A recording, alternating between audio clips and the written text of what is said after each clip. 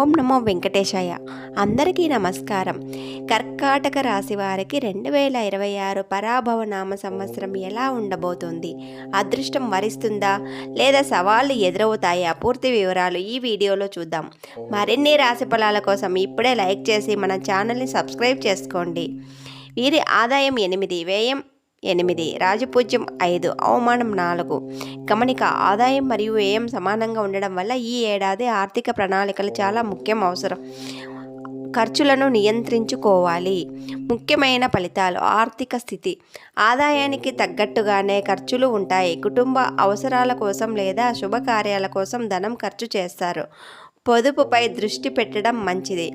Career, వృత్తి: ఉద్యోగస్తులకు స్థానచలనం లేదా బాధ్యతల్లో మార్పులు వచ్చే అవకాశం ఉంది. వ్యాపారస్తులు భాగస్వాములతో జాగ్రత్తగా ఉండాలి. మీ కష్టానికి తగిన ప్రతిఫలం లభిస్తుంది, కానీ కొంచెం ఆలస్యం కావచ్చు. కుటుంబంలో సంతోషకరమైన వాతావరణం ఉంటుంది. మిత్రుల నుండి ఆశించిన సహకారం అందుతుంది. సామాజికంగా మీ గౌరవం పెరుగుతుంది. ఆరోగ్యం: మానసిక ప్రశాంతత కోసం యోగా లేదా ధ్యానం చేయడం మంచిది. చిన్నపాటి అనారోగ్య సమస్యలు, ముఖ్యంగా జీర్ణ సంబంధిత వ్యాధులు తలెత్తవచ్చు.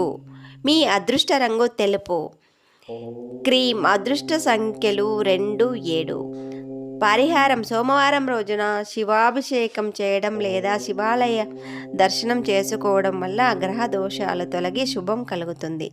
చంద్ర ధ్యానం లేదా ఓం నమఃశివాయ జపం శ్రేయస్కరం. చూసారుగా కర్కాటక రాశి వారి ఫలితాలు.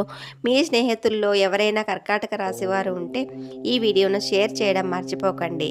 మీ అభిప్రాయాలను కామెంట్లో తెలపండి. ధన్యవాదాలు.